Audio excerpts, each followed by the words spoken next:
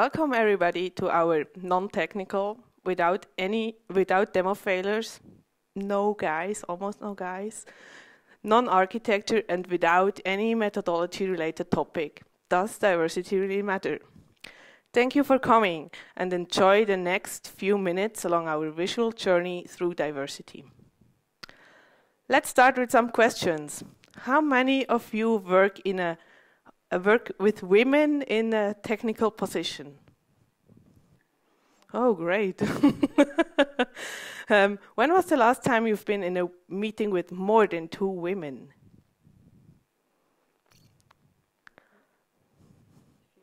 Some of you have been, so lucky you.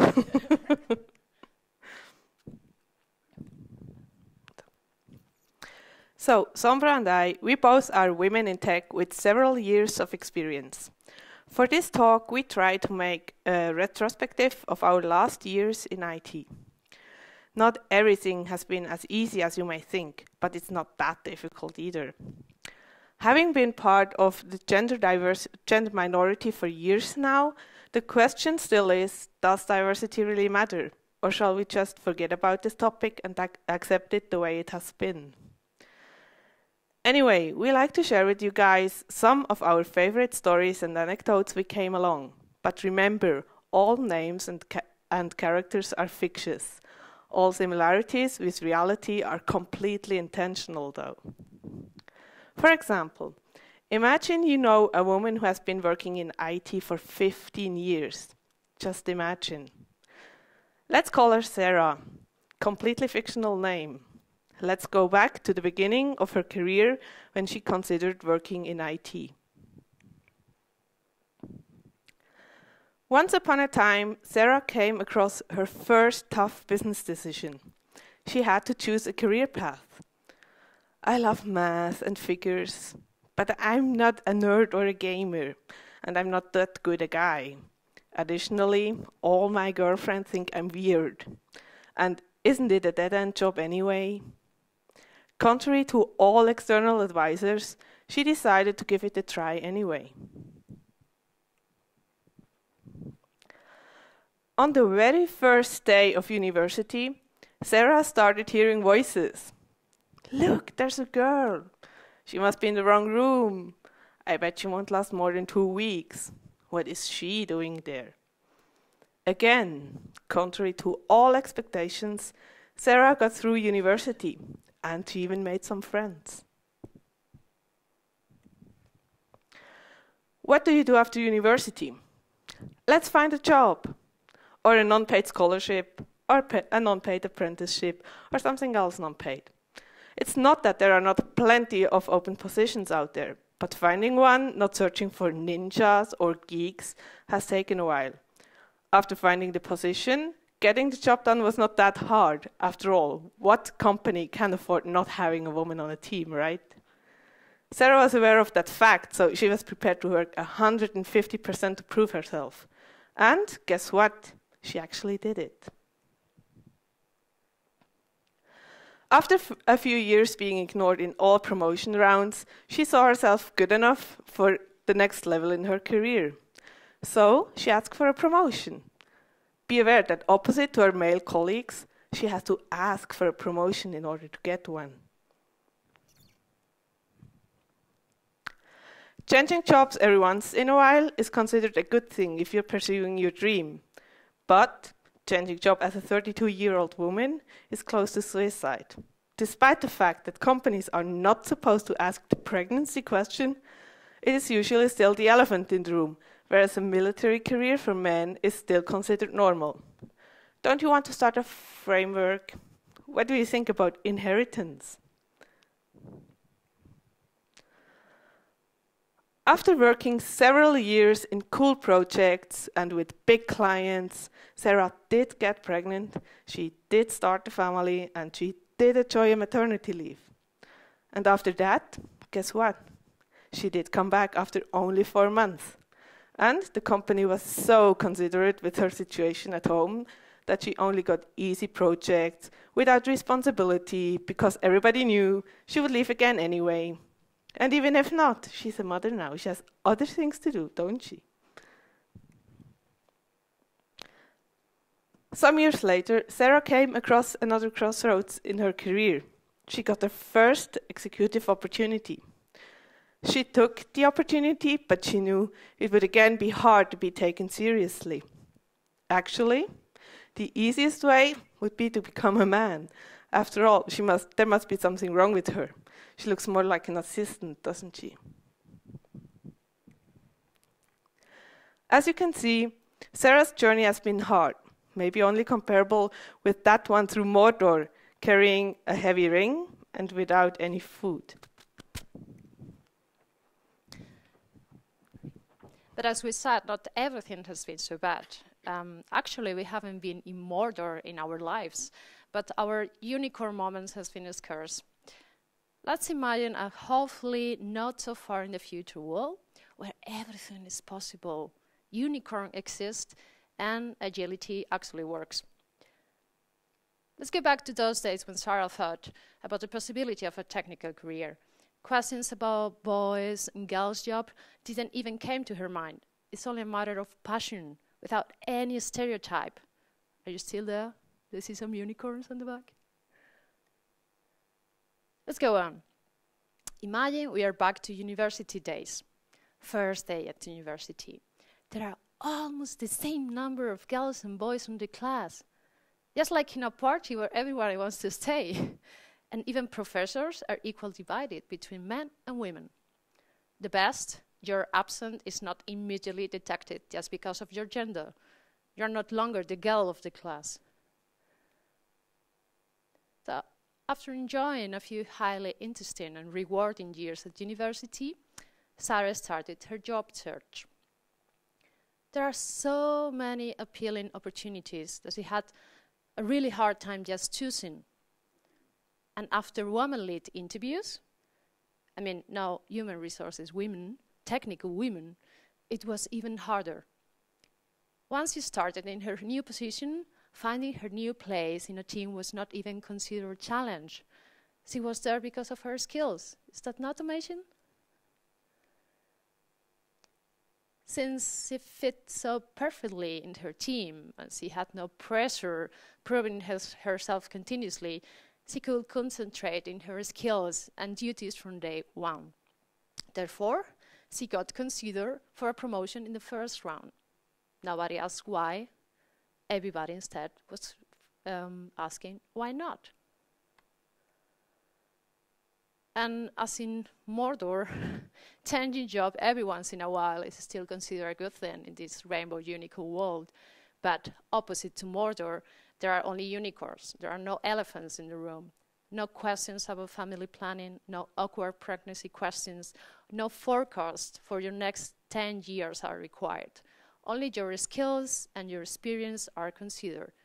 Yes, as for men. Furthermore, the maternity and paternity leave is equal for men and women. That means those extended leaves, indifferent for the reason, are not considered a professional disadvantage. And after please more than just 4 months maternity leave, she deserves to leave her daughter with his father. And do you know, there are already rainbow countries in Europe where you can share your maternity leave with your partner.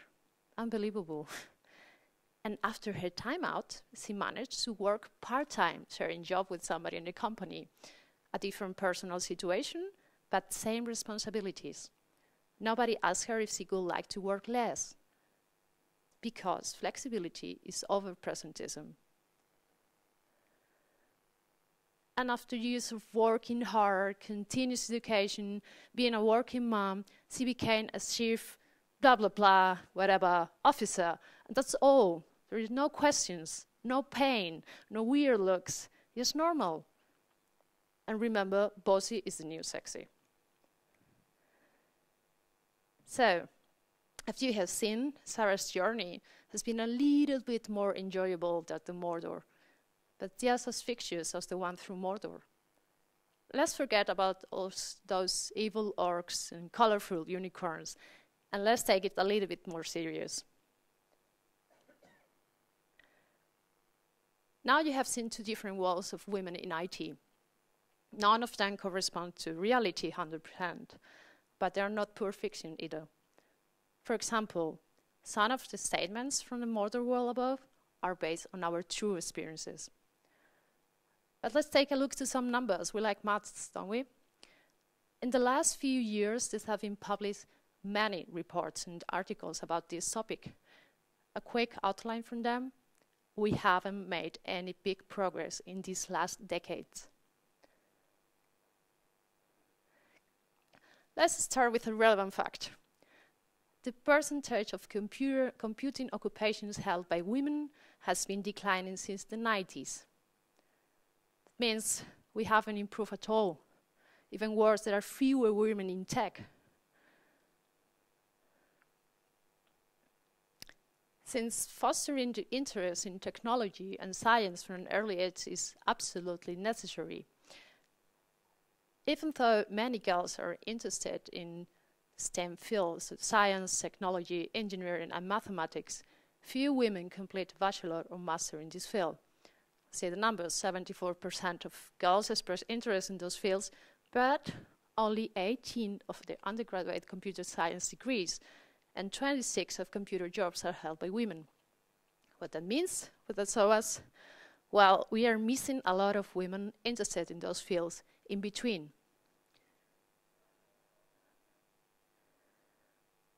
But once you get a job, you need a suitable environment to develop your career.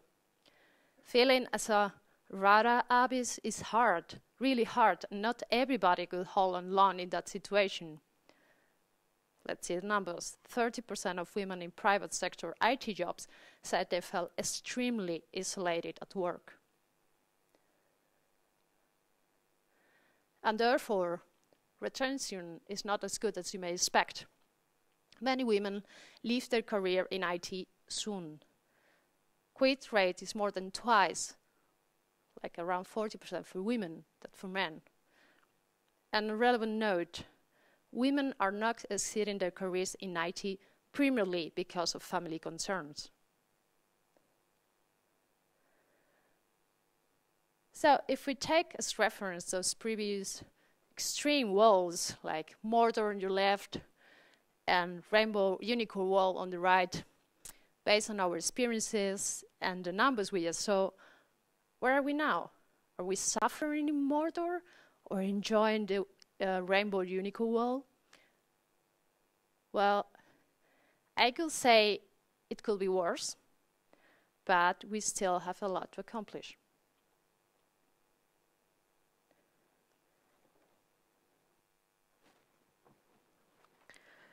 We often hear diversity is not a men's problem. Women are just not interested in tech. We disagree to a certain point. After all, we chose the tech world ourselves, and we strongly believe that it is absolutely important to include all kinds of people in the development of our future, independent of gender, age, color, culture, and religion. Although the diversity issue has been worked on for several decades now, it is still among us. We are all part of the problem and the solutions. But how can we foster diversity? As an individual, be aware of unconscious biases we all grew up with and avoid to perpetuate them. Especially as a woman in IT, make your work and your passion visible.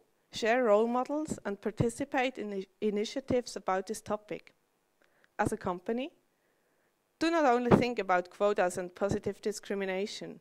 Create a safe and suitable work environment for all your employees, giving equal opportunities. You can also support organizations and projects that foster diversity, for example, Girls Who Code, Django Girls, Rails Girls, and so on. As a government, support education initiatives and to avoid biases, develop specific programs to foster the interest of both girls and boys in technology and science. At WeShape Tech, the Swiss network for women in tech and innovation, we care about diversity, and we encourage you, all of you, to join us at one of our regular events in Zurich and Bern. You can find out more information about WeShape Tech online on weshape.tech or follow us on Twitter. Our handle is @WeShapeTech. We are Sombra and Brigitte, both women in tech who traveled Mordor and the unicorn world and experienced both Mordor and unicorn moments. As we said in the beginning, not everything is as easy as you may think, but it's not that difficult either. Sombra is working as a software engineer and is a multitasking mom. I am a former software engineer and current co-founder of a small startup based in Bern. Furthermore, we both are members of WeShapeTech Bern, and we want to increase visibility for diversity in tech because, in our opinion, diversity really does matter. Thank you very much for coming and listening to our talk. If you have any questions, now's the time.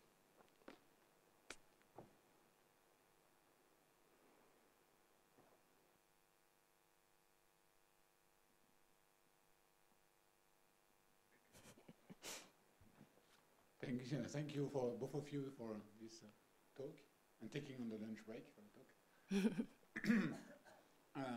I appreciate your talk. I have more mixed feelings and numbers about some of your points, but maybe we shall discuss afterwards. And I have a practical question for you. We're organizing a conference in Geneva. It's smaller than Vox Days, maybe 200 persons. We received last year something like 80 or 100 abstract proposals. They were known for more. And we're striving about trying to find ways to get more, to push up, to change the lines and so on. Okay, and we don't know how to do. We shot maybe a couple of emails to RailsGirl, get no answer.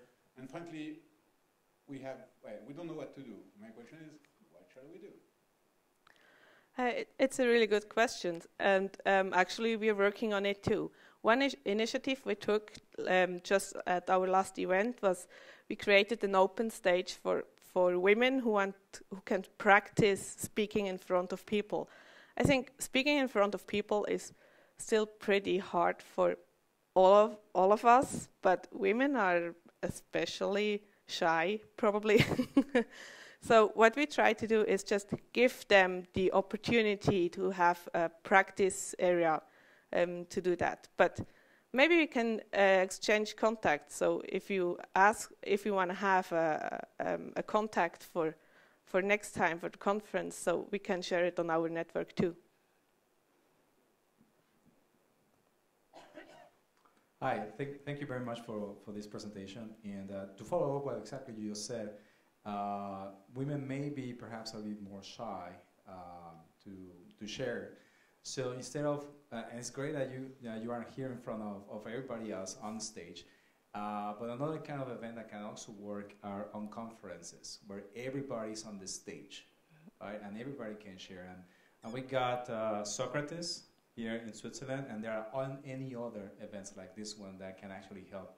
We got an international conference called JCREAT, where everybody can share that information. It's also the same thing, it's just a non-conference. And these kind of events could also help you in the Geneva area. Well, I mean, about what you just said, one of the things that you can see in the Sarah's way is like, as young girls, we are also already said that you don't have to stand up, you don't have to be in front of the people, you have to, yes, be on the back, you have to be a good girl. And actually you grow up with those things in your head. And to stand up and say, even in a meeting or whatever, hey, that is what I think, or look, I have a proposition, I want to do it, is really difficult. And we have to work with maybe those techniques or those, kind of conference make this easier for women, yes, to trust themselves, and to say, yeah, it's not that difficult. Everyone can do it. It's not like men's stuff or women's stuff. Everyone can do it. Sorry, we are out of time. Oh yeah, so many questions. Next talk. And thank you very much. And remember to give feedback here at the end of at the door to what the talk. Thank you very much. Thank you. Thank you.